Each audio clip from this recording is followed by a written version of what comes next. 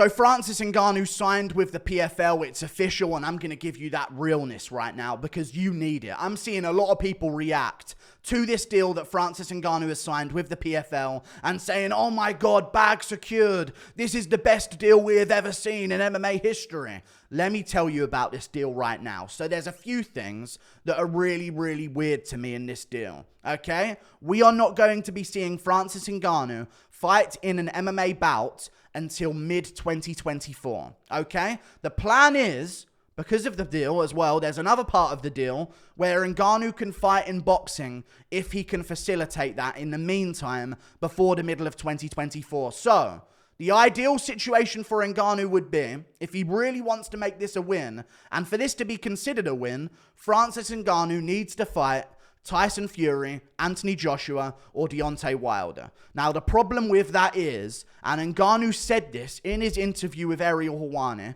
talks of fighting Joshua have fizzled out to nothing. He was talking with Wilder and Fury about fights with them. Deontay Wilder has since no longer really been interested in the Ngannou fight because Ngannou said he's been offered a fight with a belt, okay? And that's more important in his boxing career, to have an opportunity at fighting for the belts. And if you don't know what that is, basically Alexander Usyk has a mandatory of Daniel Dubois, and he might not be ready, is the rumor. And now Deontay Wilder has been offered a chance where if Daniel Dubois is not ready to fight Alexander Usyk, whenever Alexander Usyk wants to fight, Deontay Wilder has been offered a chance to fight Alexander Usyk.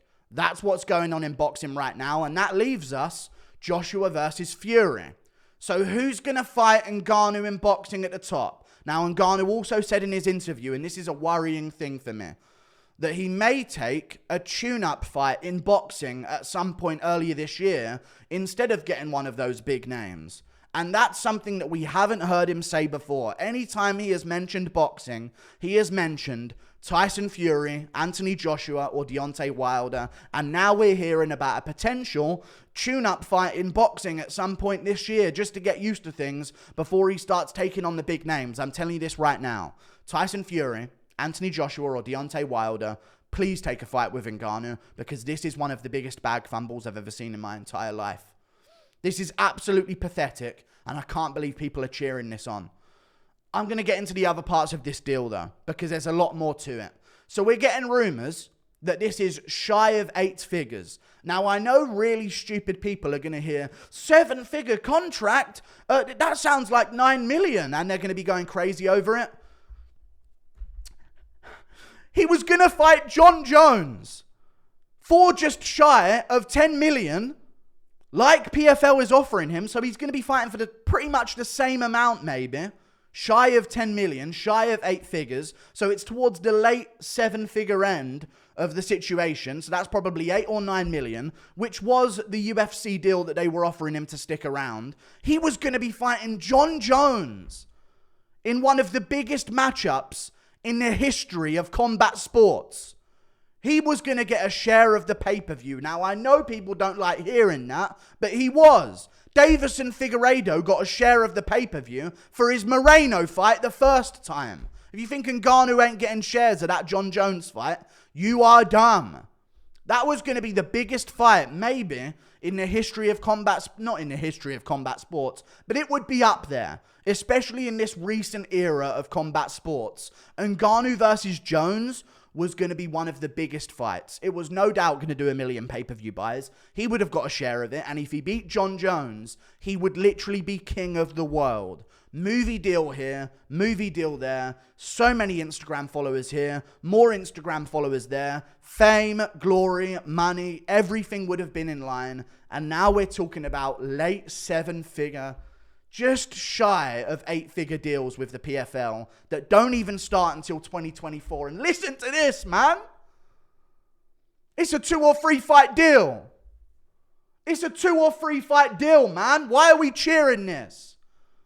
Dude set himself up to where if it's a 2-fight deal, the extent of his PFL contract is probably 18 million.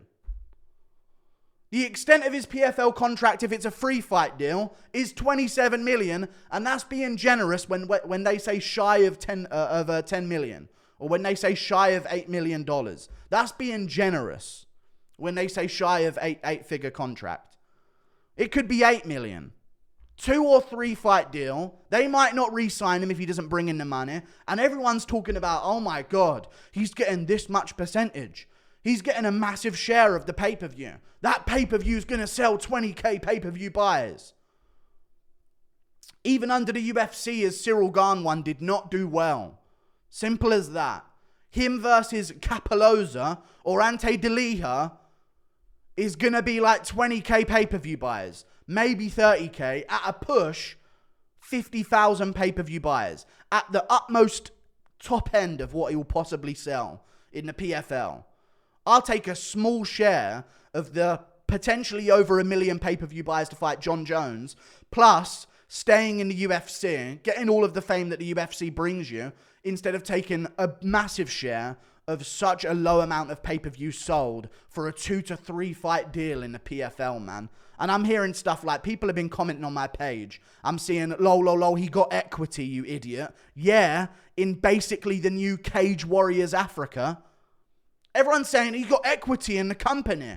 He got equity and he is a chairman at PFL Africa. You can go on PFLMMA.com.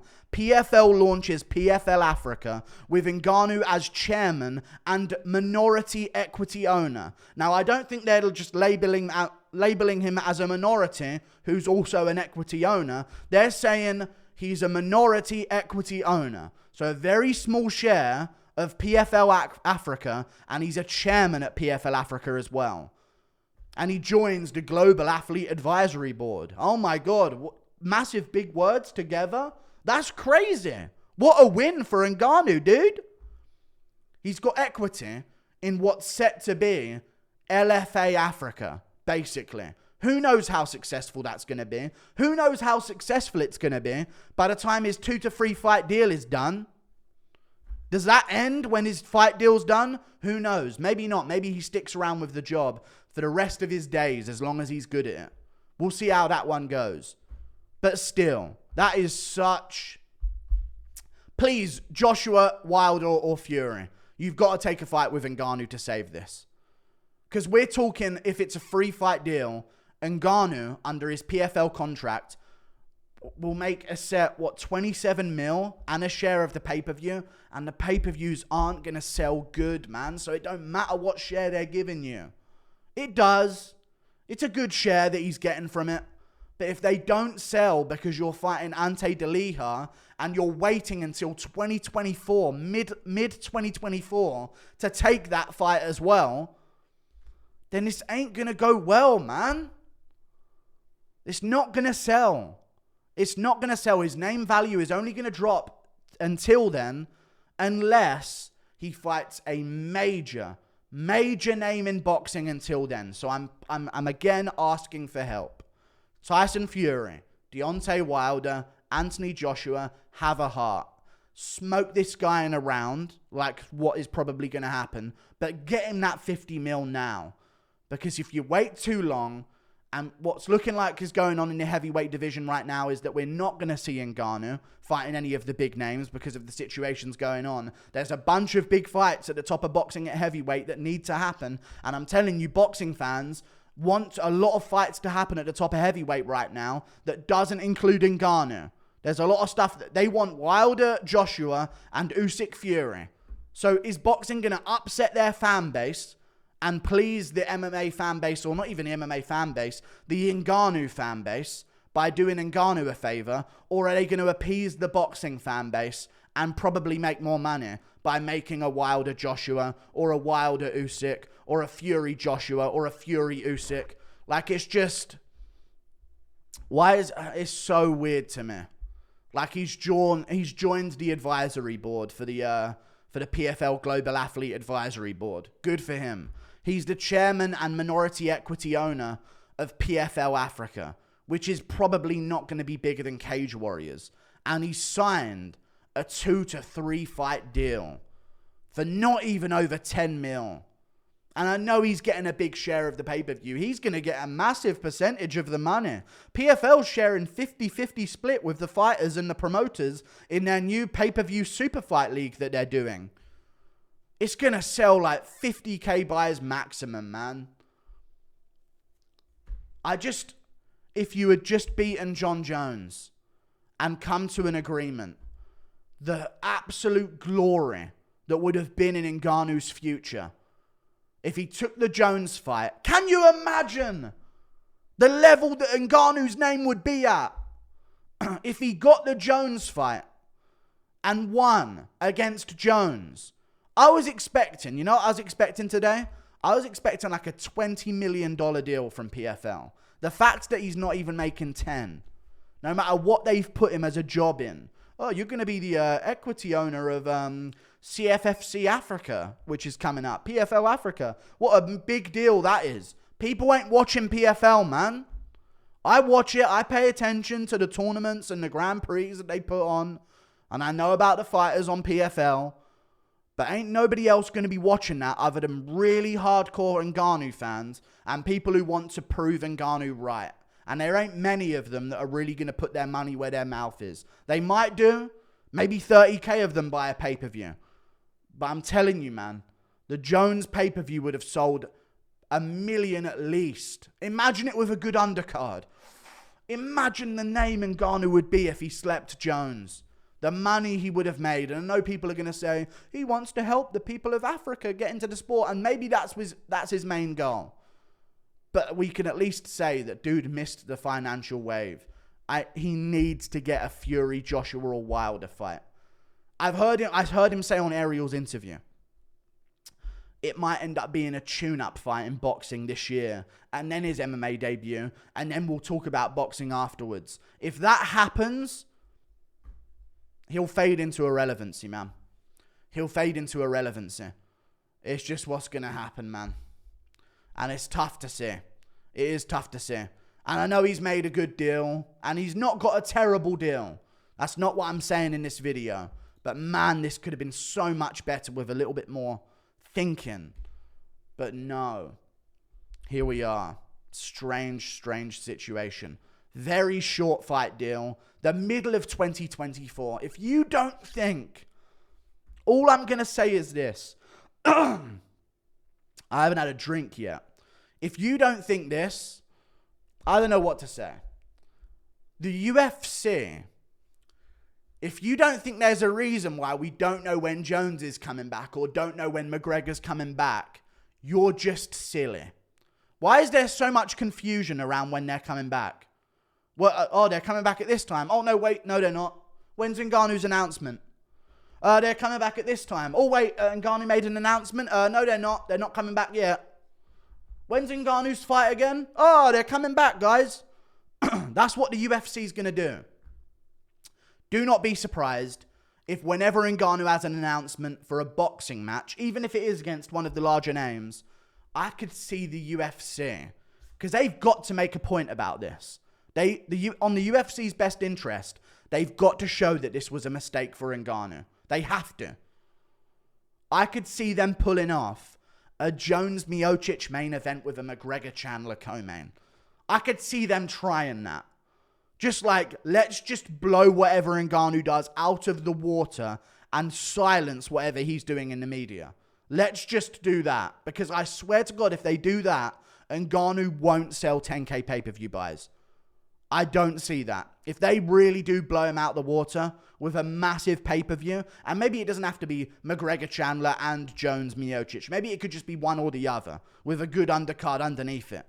They're going to smoke whatever numbers he pulls. And after 2 or 3 fights in the PFL for 9 million and a large share of maybe 30,000 pay-per-view buys, what does Ngannou do next? People are talking about, the big deal that he signed, but they're not talking about the longevity of that deal. Sure, he's going to have a job recruiting talent out of Africa. Good for him. That's a good job to have. But what happens after the 2 to 3 fight deal is over and PFL didn't make the money that they thought they were going to make on Ngannou, which I don't think they're really going to make on Ngannou whatsoever? Are they going to continue that contract? And if they don't, Ngannou is literally left in 2025 with absolutely nothing but a job recruiting talent and being the new owner of Cage Warriors, but an African equivalent. That's what he's left with. There's still so many potential badness here. And I knew this was going to happen. I knew people that were rooting for Ngannou, and I'm rooting for Ngannou, but people who were really rooting for this to be a great deal to stick it to the UFC, let's just say that, people that were really rooting for this to be the best deal ever, so yeah, fuck the UFC and Ngannou's winning, yeah. People that did it because of that, I knew they were going to cheer and applaud and say amazing things about no matter any type of deal that Ngannou was offered. As long as he got some of the bare minimum that he was asking for, I'm telling you, they were going to cheer about it. And now everyone's cheering about it. And all I'm seeing is this. We ain't seeing Ngannou in MMA until 2024. When we do see him, it's going to be against some absolute no-name in the PFL, in the heavyweight division, that's going to do no pay-per-views whatsoever. What I'm also seeing is the UFC is going to absolutely trample any type of promotion they try and put on for Ngannou's fight in PFL. And what I'm also seeing is Tyson Fury's and Joshua are free right now in the heavyweight division. Usyk's supposed to be fighting Dubois. Dubois might not be ready. And Wilder's been offered an opportunity to fight for a belt against Usyk. And if all of that goes on in the boxing heavyweight division, there's no massive fight for Ngannou in boxing in the meantime. And he's talked about a tune-up fight just to get used to the boxing ring later this year at some point. And if he does that and it doesn't do good numbers, he's pooped. He's absolutely pooped. And this is really going to backfire on him. So I hear a lot of people saying, oh my God, you said he was going to fumble it. He got equity, you idiot. Yeah, dude. In a PFL side project. He got equity in a PFL feeder organization. Oh my God. Oh no, dude. Please, Joshua or Wilder or Fury, just do a fight with Ngannou. You guys mess around the boxing fans enough. Fuck the boxing fans as far as I'm aware. They are horrible. Just like MMA fans, but they might be worse. Just take a fight with Ngannou, smoke him in a round, Wilder, but at least he gets 50 million and he gets some set money for life. Dude's not even making 10 mil at PFL on a 2 to 3 fight deal. He's going to be debuting in 2024, in the middle of 2024. Who knows how much name value he's going to have by then. And he got equity in a talent feeder organization, PFL Africa. When I tell you some of the interviews and some of the promo numbers PFL gets on their PFL Europe stuff, we're talking maybe hundreds of views. This could pay off. Don't think it will.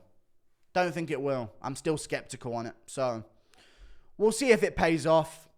It's not looking good for Ngannou unless Joshua, Wilder or Fury save this man from absolute irrelevancy that is coming his way if he does go over to PFL. That's all I'm going to say about the situation. Like and subscribe. Thank you for watching. And he got a guarantee for another fighter. So respect to Ngannou there. He got a guarantee for whoever his opponent is going to be. Maybe his opponent will be Fabricio Verdum. That's a big name that maybe the PFL could organize. Who knows? Verdum said he's interested in fighting Ngannou. Is Verdum interested in waiting an entire year from now? Maybe. Who knows? Is the hype going to be lowered when they eventually fight a year from now? Yes, maybe. Is the hype going to be lowered if Ngannou does get a super fight in boxing and gets smoked in a round and embarrassed on the world stage? Yes, maybe.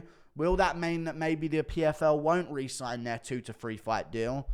Yeah, maybe. But hey, at least he's a talent scout at PFL Africa and he has minor equity in the company. Wow. Jesus. Dude got the same money the UFC were going to pay him before pay-per-view shares. Got an increased amount of pay-per-view shares for a 30k pay-per-view sale type card. Isn't going to be fighting until the middle of 2024. It's not looking likely he's going to get a major name in boxing, but hopefully, fingers crossed, he does. And all that to be a talent scout for PFL Africa and own minor equity in the company.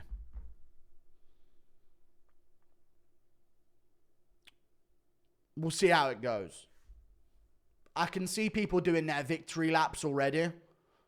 but I still don't know about this. You know what I mean? It's a 2 to 3 fight deal.